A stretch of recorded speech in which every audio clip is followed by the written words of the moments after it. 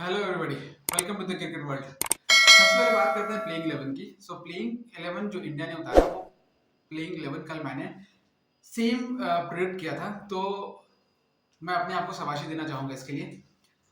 अब आते हैं मैच की बात करते हैं। अफ्रीका ने टॉस जीता। एज यूजुअल जो इंडियन पिचेस पे हो रहे हैं, टॉस जीतने के बाद अफ्रीका ने बॉलिंग डिसाइड किया।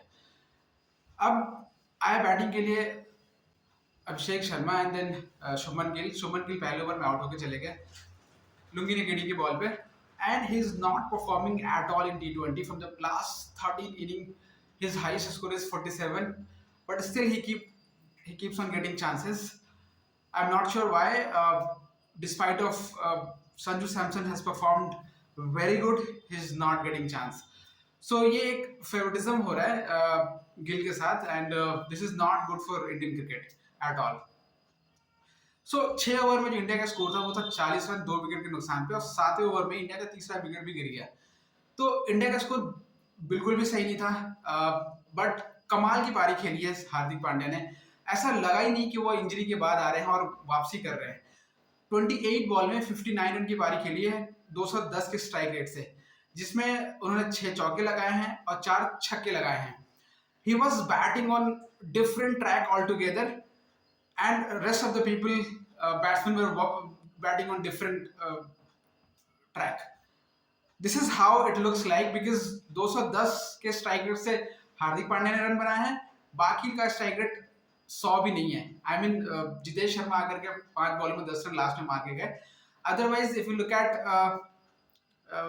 Other batsman, nobody has performed well. हमारे कैप्टन भी परफॉर्म नहीं कर रहे। अगर मैं उनकी बात करूं तो पिछले 13 इनिंग में उनके भी सिर्फ 47 रन है highest. He is also not performing well at all. तो कैप्टन और वाइस कैप्टन दोनों ही इंडिया के अच्छे परफॉर्म नहीं कर रहे हैं T20 में। इनको परफॉर्म करना पड़ेगा, अदरवाइज बहुत सारे सवाल उठाए जा रहे हैं कि ये कैप्टनसी कोटा से खेल रहे हैं, which is not right at all. If you're not performing well, so there are other people who are doing great in terms of T20 cricket, and they're not getting opportunity because you guys are captain and vice captain.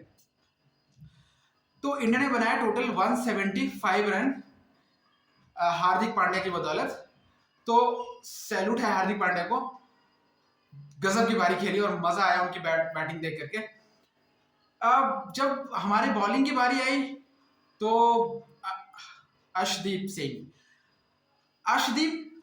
T20 के specialist bowler है। इनके last series में 2 matches में हर्षित राणा को खिलाया गया था इनके जगह पे, इनको मौका नहीं दिया गया था। तीसरे मैच में उनको मौका दिया गया और वो मैन ऑफ द मैच थे अगेंस्ट ऑस्ट्रेलिया।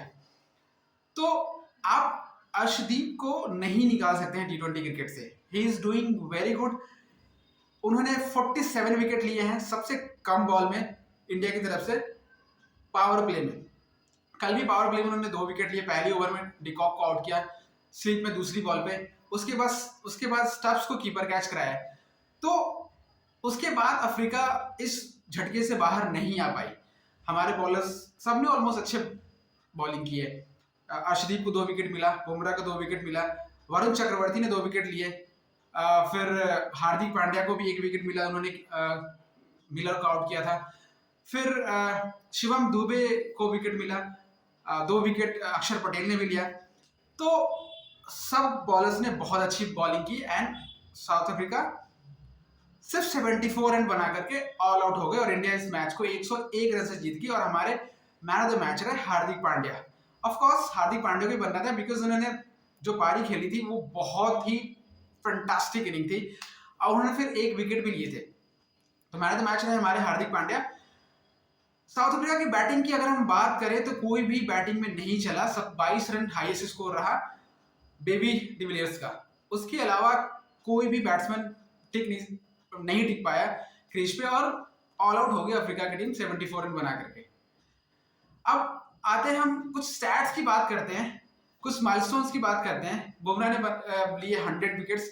सो बुमराह ऐसे पहले भारतीय क्रिकेटर हैं जिन्होंने तीनों फॉर्मेट में 100 विकेट लिए हैं। टेस्ट में भी उन्होंने ले लिया है, ओडीआई में भी लिया हुआ है और T20 में भी उनका 101 विकेट हो गया। कल उन्होंने 2 विकेट लिए। इसके अलावा जो स्टैट्स की मैं बात करूंगा वो है अफ्रीका के सबसे लोएस्ट स्कोर थी T20 में 74, एंड इंडिया ने 101 रन से हराया। वो इंडिया का 7th हाईएस्ट मार्जिन था इन टर्म्स ऑफ रन किसी भी टीम को हराने का।